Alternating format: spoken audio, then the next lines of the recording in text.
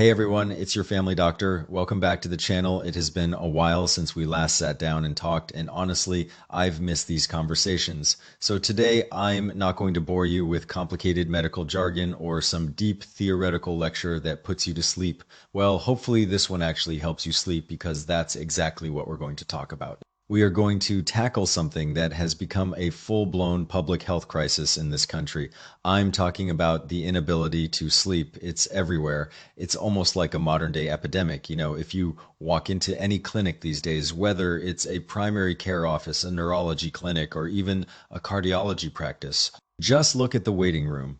Honestly, I'd say a solid 8 out of 10 people sitting there are struggling with sleep, and I'm not exaggerating. I see it every single day when I walk through those waiting areas. I can just look at people's faces and tell they didn't sleep well last night. They've got those deep dark circles under their eyes, their skin looks dull and tired, and they look like they've aged 10 or 15 years overnight. It genuinely breaks my heart because I know how much that takes out of you. This hits especially hard for folks in their 50s, 60s, and beyond. Maybe you do eventually fall asleep, but then you're up later than everyone else and awake before the rooster crows. You're staring at the ceiling at 4 in the morning, waiting for the sun to come up. And honestly, that's not even the worst part. What's the worst part? It's having to get up 7, 8, sometimes even more times a night to run to the bathroom. That urge hits you and you can't ignore it. Your whole night becomes this ridiculous cycle of lying down, getting up, walking to the bathroom, coming back, lying down again like you're pacing laps between your bedroom and the toilet. You toss and turn and your brain just won't shut up. It's like a racetrack up there. You're thinking about memories from 30 years ago. Then suddenly you're worrying about tomorrow's meeting. Then you're stressing about your kids' college tuition, all at 2 in the morning. Then morning comes and you feel like you have a brick on your head. That brain fog is real. Those dark circles are practically down to your chin. You feel more exhausted than if you'd spent the day hauling concrete at a construction site. Your back aches. Your blood pressure is bouncing around like a ping pong ball, and you're walking through the day like a zombie, unable to focus on anything. This is the classic double trouble, what so many of my patients describe as insomnia with frequent nighttime urination. Now, what do most people do in this situation? Let me ask you, does this sound familiar? Be honest. Most folks, and honestly, this includes a lot of my colleagues, doctors who should know better, their first instinct is to reach for a prescription pad and write you a sleeping pill. Pop this. Sleep now, end of story. But I'm going to tell you something, and I want you to hear me clearly. Sleeping pills are some of the most damaging things you can put in your body. They are a very blunt instrument. If we can avoid them, I strongly believe we should. If we can minimize their use, we absolutely should. Why do I feel so strongly about this? Because conventional medicine in this one specific area often misses the forest for the trees. They see you can't sleep, and their answer is to take a sledgehammer to your central nervous system and force it to shut down. But here's the thing, when you take that pill, are you really sleeping? The answer is no, that's not sleep. That's a chemical-induced coma. You're being knocked unconscious by a drug. Your body, your organs, your circulation, your energy systems, none of them are getting the true rest and deep repair they need. It's like pressing the power button on your computer and forcing a shutdown without saving anything or closing files properly. You wake up, but your system is still a mess. And if you rely on these pills long term, your liver is working double time to detoxify the medication. Your kidneys are stressed from metabolizing it, and your brain starts to slow down. You feel sluggish, your reflexes dull, your memory starts to slip. You forget what you ate for breakfast. You can't recall a name that's on the tip of your tongue. Your endocrine system, your hormones, they get completely thrown off. Your blood pressure fluctuates. Your blood sugar becomes unstable. It's a cascade effect. That's what happens when you only treat the symptom and never look for the root cause. You're putting a Band-Aid on a leaky pipe. And honestly, it's a tragedy because people suffer for years, even decades, without addressing what's actually going on. So let's step back and look at this differently. In the traditional medical framework, how do we understand insomnia and these frequent trips to the bathroom? Today, I want to share a perspective that a lot of people don't know about. And if you really take this in, it might completely change how you view your body and your health. Severe insomnia and frequent nighttime urination in conventional Western medicine, these are treated as two separate problems. You'd go to a sleep specialist for one and a urologist for the other. You'd get two different appointments Two different prescriptions, but in the traditional model, we see them as the exact same underlying problem. They are like two branches on the same tree. When the roots of that tree are unhealthy, both branches wither at the same time. And that root, that core issue, is a breakdown in the coordination between different energy systems in your body. Now, bear with me because I want to explain this clearly. This is centuries of medical wisdom, and it's actually very logical once you hear it. First, I want you to imagine your body as a tiny universe during the day. The sun comes up. That's what we might call active energy, or in traditional terms, the yang. This energy is on the surface of your body, in your muscles, your skin, your nervous system. It's what gives you the drive to work, to move, to talk, to get things done. You're alert. Your eyes are open wide. You feel like you can conquer the world. Then the sun sets. The moon comes out. In nature, that active energy needs to withdraw, and in your body, that active energy needs to come home. Where is home? It's deep inside your core, in your fluids, your tissues, your internal organs. It needs to settle down, recharge, and prepare for the next day. So the process of sleeping is simply this active energy returning to its core. It's as natural as the sun dipping below the horizon. But what if, when it's time for that energy to come home, it doesn't? What if, for various reasons, it stays stuck on the outside, bouncing around in your brain? That's when you're lying in bed, tossing and turning, your eyes wide open, your mind racing like a movie on fast forward. That's insomnia. So why does that active energy fail to return home? There can be a lot of reasons. Maybe the road is blocked. Maybe the house is too cold and unwelcoming. Maybe the energy itself is too weak to make the journey. But the most common, the most frequent reason I see, I can sum up in one simple phrase. I call it a disconnect between the upper and lower body, or in classic medical language, you have heat stuck up top and cold cooling down below. This part is crucial, so lean in with me for a second. This is the basic physiology of how your body works in this traditional framework. Think of your upper body, specifically the area around your chest and heart. Let's call that fire. It's like the sun giving you warmth, energy, and mental drive. Now think of your lower body, specifically your lower abdomen and the area around your kidneys. Let's call that water. It's like the ocean storing your deep reserves of fluid and energy. In a healthy body, there is a beautiful cycle that fire up top needs to flow downward to warm the water down below. When the water is warmed, it doesn't stay cold and stagnant. It starts to evaporate, turning into a mist that rises up to cool and nourish the fire up top. So the fire goes down to warm the water, and the water goes up to cool the fire. It's a constant, balanced exchange. And when this cycle is working perfectly, when the time comes to sleep, the fire naturally contracts, the mind quiets down, and you drift off into a deep, restorative sleep. But what happens in so many people today, that communication channel gets blocked.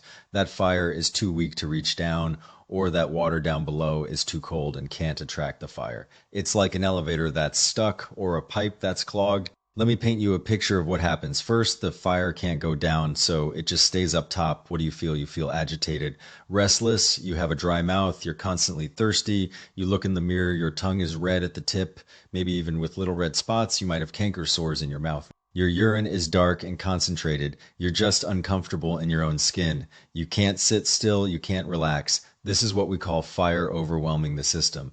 Think about it. If there's a fire blazing in your head, how are you going to sleep?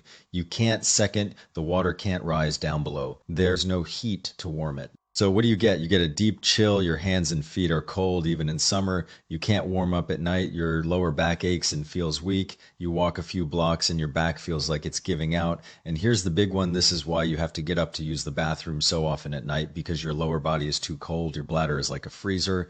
It can't hold fluid properly. Now, a conventional doctor might tell you this is a prostate issue. They'll say it's an overactive bladder. They'll blame it on natural aging. And I'm telling you, that's just looking at the surface. That's seeing the smoke and not the fire. That's seeing the effect, not the cause. Here's the actual physical principle at play. Your bladder is like a kettle or a pot on a stove. Inside that pot, there's urine, and for your body to function well, it needs to take the clean, useful part of that fluid, turn it into steam, and recycle it back into your system. The dirty waste gets excreted, but where does the heat to drive this process come from? It comes from the fire energy of your upper body. It's supposed to travel down and provide the warmth to your lower abdomen, your small intestine, and your bladder. If that fire can't come down, your small intestine is cold. Your bladder is cold, the fluid in your bladder is cold, and cold fluid doesn't vaporize efficiently. It just sits there heavy and stagnant, so that cold fluid stays in your bladder, putting pressure on your sphincter, and you feel the urge to go with just a tiny amount of liquid. It doesn't take much to trigger that gotta go signal. Have you ever noticed this in real life? Think about it. If you drink hot water, you can usually hold it longer. The heat helps it distribute and evaporate into your system, but if you drink ice cold water, especially before bed, you're running to the bathroom in no time. The cold, heavy fluid just drops straight down and puts immediate pressure on your bladder, so you have this heat up top making you anxious and keeping you awake, and this cold down below making your bladder hypersensitive and forcing you to get up all night, and it's not two separate diseases. They are two symptoms of the exact same root cause. That fire energy is not traveling down to warm the water. So, what's the typical Western medical answer? Give you a sleeping pill to knock you out, to make your consciousness disappear, and give you an anticholinergic medication to numb your bladder nerves so you don't feel the urge to go. Do you see what's happening here? We're not fixing anything, we're just turning off the alarm. We're taking the batteries out of the smoke detector while the fire is still burning in the kitchen. The traditional approach, on the other hand, is about guiding, restoring, and unblocking. It's about taking that active energy that's been running wild and gently escorting it back home so it can rest when it needs to rest. And this is where I want to introduce you to a formula that's been used for centuries. It's recorded in one of the oldest medical texts we have, a classic called the Jingi Yao Lu. It's so gentle and safe that even children can take it and pregnant women can have it in moderation. And here's the incredible part. It has only 3 ingredients, and you can find all 3 of them right now in your kitchen pantry. They are licorice root, wheat, and jujube dates. I know, some of you are laughing. Doc, isn't that just porridge? Are you telling me a bowl of oatmeal is going to fix my sleep? I eat this stuff every day. Hold on, don't brush this aside. You've got to respect the power of food. In this tradition, the greatest doctors understood that food and medicine come from the same source. They use the gentlest, most nourishing ingredients to gently nudge the body back into balance. The more aggressive, the more toxic the medicine, the more of a last resort it should be. You don't use a sledgehammer if a gentle touch will do. So this formula, the licorice, wheat, and jujube decoction, it may look as simple as a sweet bowl of congee, but it is actually a brilliant strategy for calming the nervous system. In traditional terms, it treats what's called visceral agitation. That's a state of restlessness where your internal organs are basically in a state of chaos. Think of the mood swings and agitation that can come with menopause. Think of the crankiness and crying spells. Think of a baby that just won't stop crying at night. Think of a modern adult with crippling anxiety and stress. All of these in this framework fall under the category of agitation, and this formula is tailor-made for it. Let me break down why these 3 simple things combined together are so powerful. This is like a military strategy for your health. Ingredient number 1, the wheat, preferably floating wheat. This is the commander-in-chief. If you go to a Chinese herbal shop, they'll sell you something called floating wheat. It's wheat that floats on water, light, underdeveloped, and perfectly suited for this purpose. If you can't get it, you can use the whole wheat berries from your local grocery store or Whole Foods. It's fine, but the floating version is considered ideal. Now, in this framework, wheat enters what's called the heart meridian. It directly affects our nervous system. Its job is to nourish the core, to support the energy of the mind, and to clear mental restlessness. Remember how I said the fire is stuck up top causing anxiety? That fire is like a car engine that's overheating because it's low on coolant. What wheat does is gently replenish that coolant. It soothes the system and allows it to cool down. And because floating wheat is so light and airy, it has a natural astringent quality. Think of it like a net. It catches all that scattered, frantic energy that's bouncing around in your head and brings it back to the center where it belongs. It brings your mind home. Ingredient number 2, the licorice root, specifically roasted licorice. This is the prime minister. The mediator, licorice, has been called the national elder in this tradition. It's the diplomat. You want the roasted version, which is darker and sweeter. The raw version doesn't have the same calming, strengthening qualities. Licorice does 2 critical things here. First, it relieves tension. Insomnia is a state of tightness. Your nerves are frayed, your muscles are tight, your emotions are on a hair trigger. The sweetness of licorice is deeply soothing. It's the same reason you might crave a piece of dark chocolate when you're stressed. It switches your nervous system from fight or flight mode into rest and digest mode. Second, and this is huge, it supports your digestive function, your spleen and stomach. Many people think insomnia is just a brain problem, but it's not. Your heart or your core energy gets its fuel from the food you eat. If your digestion is weak, you're not making enough fuel. Your nervous system is starved. Licorice helps fortify your digestive tract, ensuring that you absorb all the nutrients you need to build a healthy, resilient nervous system.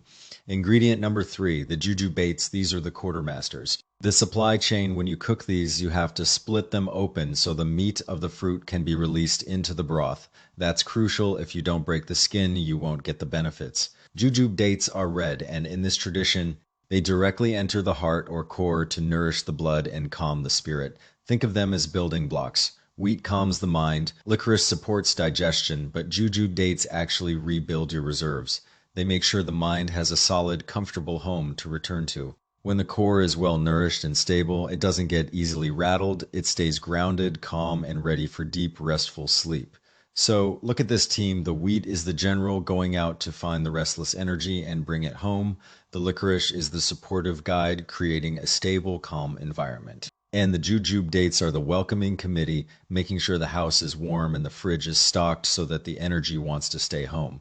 Now, this brings me to the question many of you are asking, Doc, if it's for sleep, why are you saying it helps with frequent urination? These things seem completely unrelated. This is where the magic happens. And it goes right back to that concept of communication between the upper and lower body. When this formula gently brings that upper body fire down, the heart and nervous system calm down, that fire no longer rushes upward. Instead, it flows downward like warm sunshine spreading into a chilly basement. It warms your lower abdomen, your kidneys, and your bladder. When that warmth reaches your bladder, what happens? That ice cold kettle finally gets a flame under it. The fluid in your bladder starts to vaporize and circulate instead of just sitting there like a heavy cold lump. The useful fluid is recycled, the waste is held until morning, and because the system is warm, your bladder sphincter has the tone and strength to hold the urine securely. You don't get that urgent panic feeling with just a few drops. And here's the other piece of the puzzle, deep sleep. When you enter deep restorative sleep, your body goes into what we call a storage or conservation mode. It's like locking the doors and windows at night. In this state, your body's sphincters, your pores, your bladder outlet, they all close down tightly. They conserve your energy and fluid. If you're just tossing and turning, half awake, your body doesn't enter that deep storage mode. The valves stay half open. Your body remains in a state of semi-alertness. So even a small amount of fluid in your bladder sends a signal to your brain. It's full, wake up, and you wake up, you run to the bathroom, and the cycle repeats.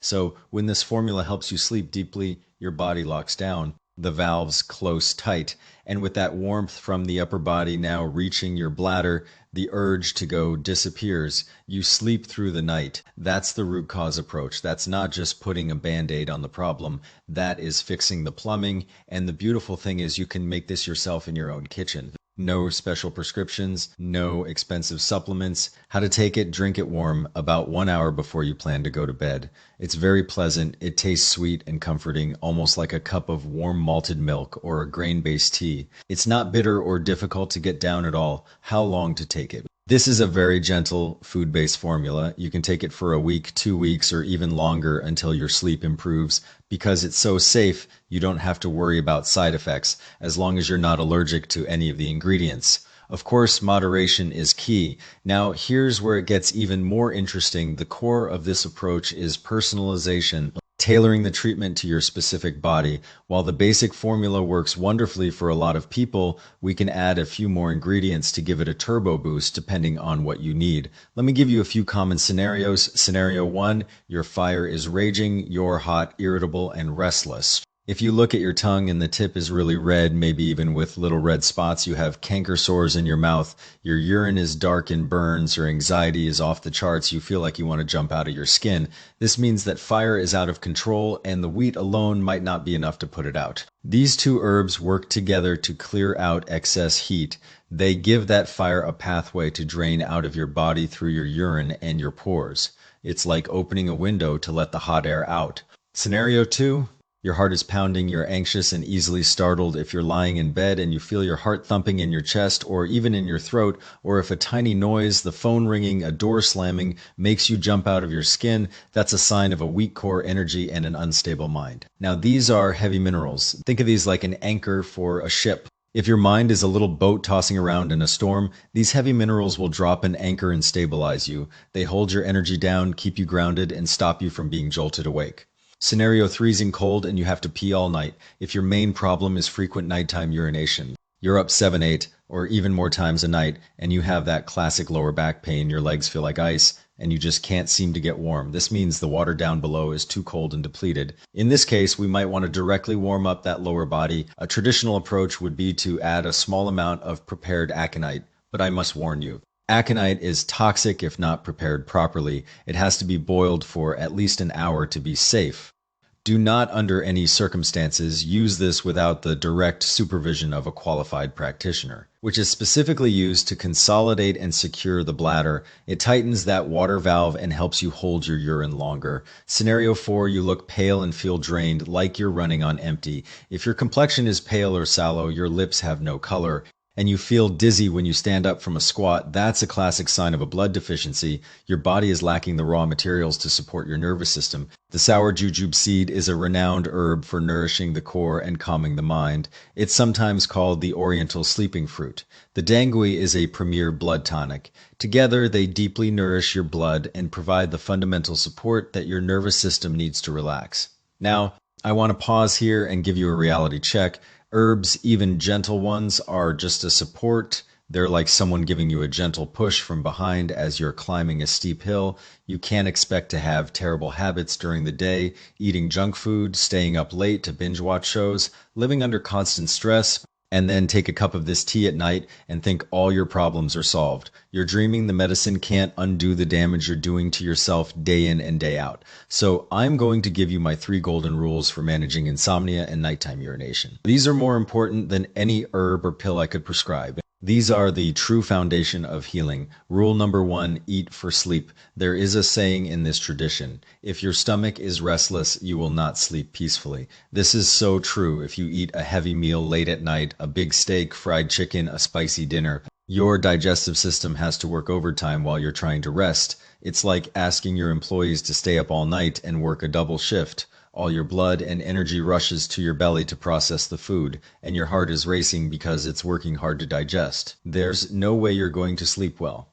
So, rule number 1, eat your dinner early. Around 6 o'clock, keep it light and simple. Have some congee, some steamed vegetables, a little tofu. Stop at about 70% full, and this is crucial. Do not eat cold or raw foods at night. No ice cream, no iced tea, no cold beer, no frozen smoothies, no salads with cold. Raw greens, these icy foods, are like dumping snow on your digestive fire. They cool down your core, they make your lower body even colder, and they will absolutely make your nighttime bathroom trips worse. Rule number 2, follow the sun. Your body is wired to follow the rhythm of daylight. This is a fundamental principle. The period just before midnight is a time when your body's restorative energy is most active. This is when your active energy begins to transition into your storage energy. If you're still awake, scrolling on your phone, watching TV, or working, you're literally burning through your most precious reserves. You're burning the candle at both ends. A few nights of this, and you might not notice. But do this for months or years, and your body will be completely depleted. And here's a simple, game-changing habit before bed. Soak your feet in warm water. Not hot, just comfortably warm. Soak them until your forehead just starts to break a sweat. What does this do? It draws all the blood, all that active energy down from your head down to your lower body. Your head cools down, your brain relaxes, and you get sleepy. It warms your core, which is exactly what you need to stop those cold weather bladder issues. Rule number 3, learn to turn off your brain. This is the hardest rule, but it's also the most powerful. In fact, if you get this right, it's more effective than any medicine I can prescribe.